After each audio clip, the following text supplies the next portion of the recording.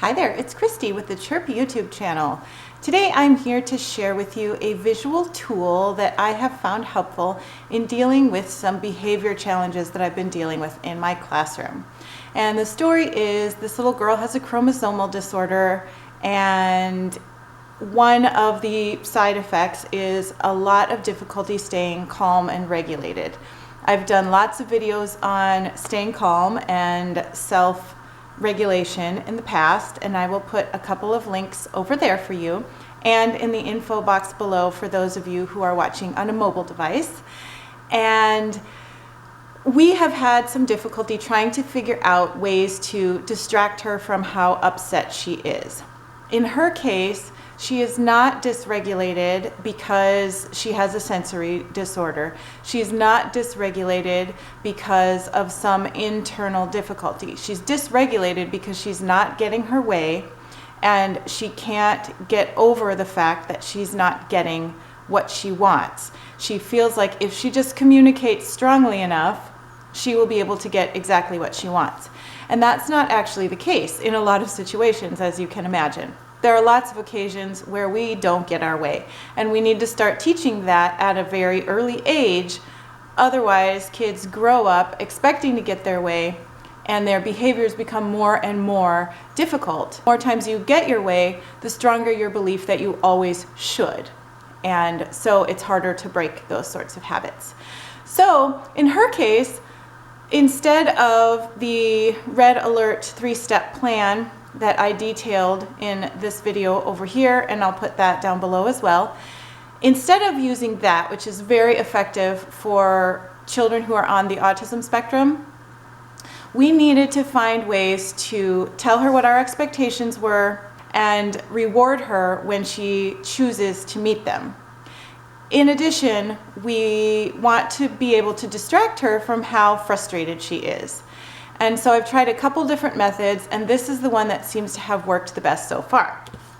I made a visual so that it would be easy for her to think about even when she's upset, because we, as I have talked about before, visual is everyone's first language. Auditory language, verbal language is secondary. So anytime that we can communicate with our students visually, the better. And I'm not talking about sign language. I will do a separate video on that coming up soon, but sign language is yet another form of communication that's very difficult for some of our kids to access. And it's extremely difficult for most of them to produce it because it involves very detailed motor movements that are difficult for many of our kids because they have motor planning difficulties. I'll talk about that more in an upcoming video, but today I just want to say that pictures are the best way to communicate with our kids when they are delayed communication-wise or when they are very upset. And this is the same thing for adults. So what I have created is a little chart here.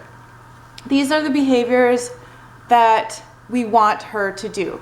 Instead of putting first, stop screaming, stop hitting, stop kicking, I displayed the behaviors that I want her to produce.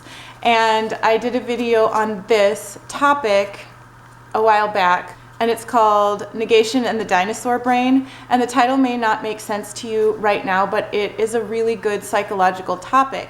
We get more of what we talk about. And if we talk about hitting, kicking, and screaming, then we're going to get more hitting, kicking, and screaming because that's what gets triggered. Even if we say don't or no in front of it, the deep part of our brain, the amygdala, does not do negation. It doesn't hear the no or the don't. All it hears is the verb, the action part. So even if I say stop crying, stop hitting, stop kicking, what that part of the brain is hearing is crying, hitting, kicking. Got it, I'll do those. And so it's very challenging for us sometimes to get rid of those behaviors.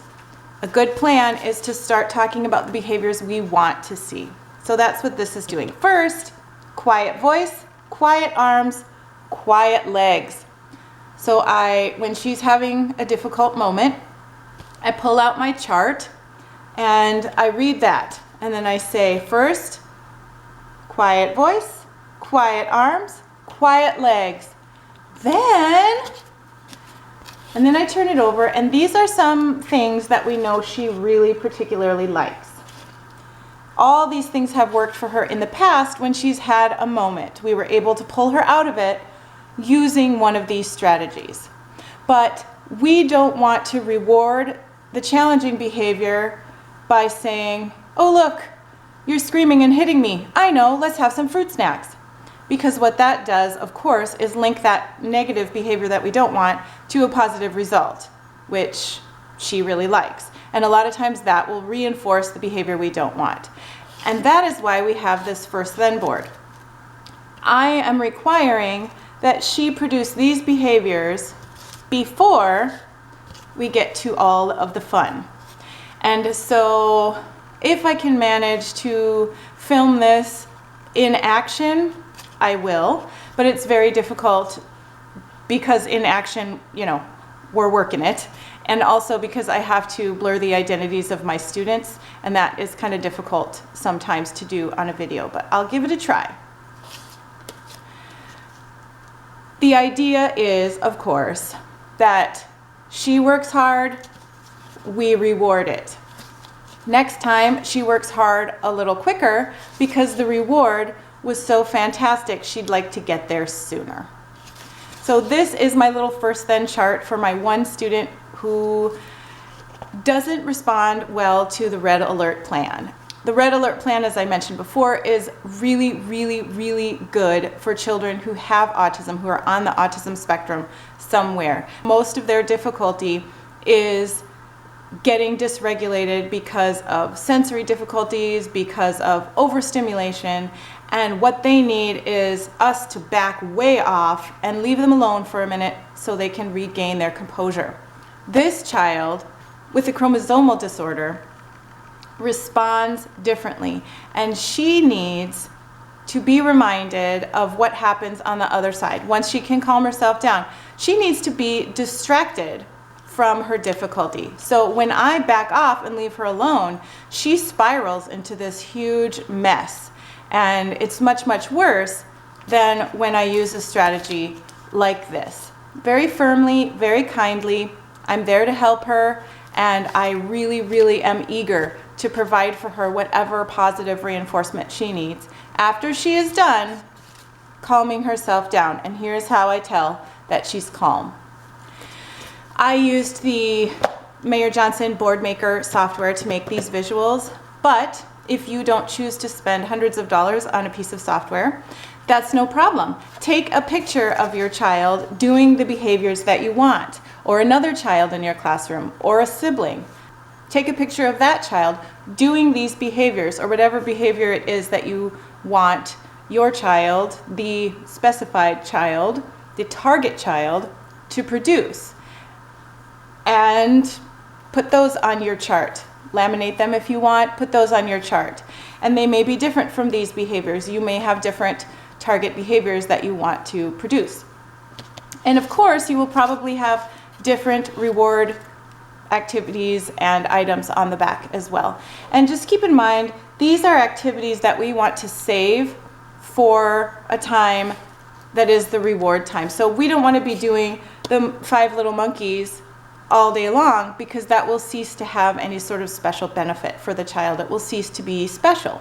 So we want to save that. We do have fruit snacks pretty much every time at snack, but we don't offer them outside of snack unless she's gone through this recovery process, and then they're allowed outside of snack time. I hope this video was useful to you, that you got some good ideas out of it, and I'll see you in my next video. Have a great day. Bye.